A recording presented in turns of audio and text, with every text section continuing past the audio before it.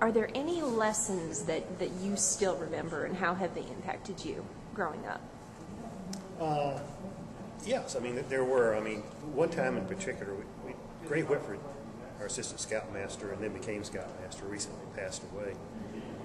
And when he did, I distinctly remembered an incident where I was always a little instigator and troublemaker and kind of bully. And one of the younger kids came running up to me on a bike and was going to stop, but didn't, and ran into me.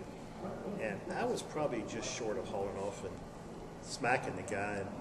And Gray looked at me and said, "John, I've seen you do worse."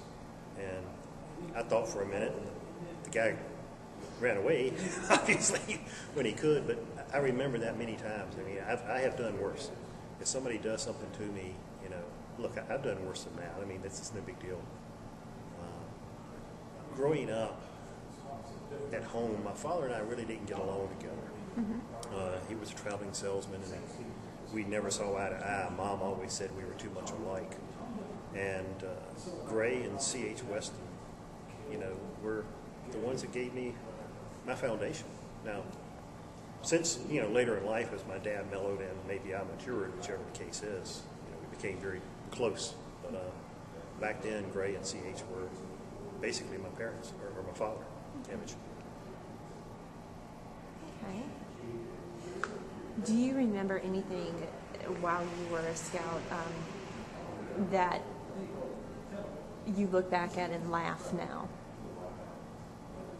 I mean, I've heard stories about running into snakes. And well, I share their snake stories because, you know, Richard and Glenn and the Blands, you know, we were all the same troop. They were 2 and 3 years older than me, so I was the younger of the crowd in that respect among those. But I do remember many of those adventures. And, I remember the canoe trips and being afraid of snakes. I distinctly remember Richard being afraid of snakes. But, you know, and obviously the good times that we shared, many of the camping trips. And Gray, I don't know if they told you or not, Gray was our rain god.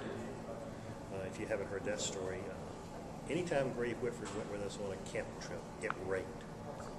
If he did not go, it wouldn't. And that was just a fact. I mean, and I think the very last trip he went with the unit, this was after I was already gone. And at the very end, he said, "Well, gee, I think we made it through one." And about 30 minutes later, there was thunder and rain. I mean, I don't think he went on a camping trip with Gray when it did not rain. all right. Thank you, John. Let me go ahead and pause.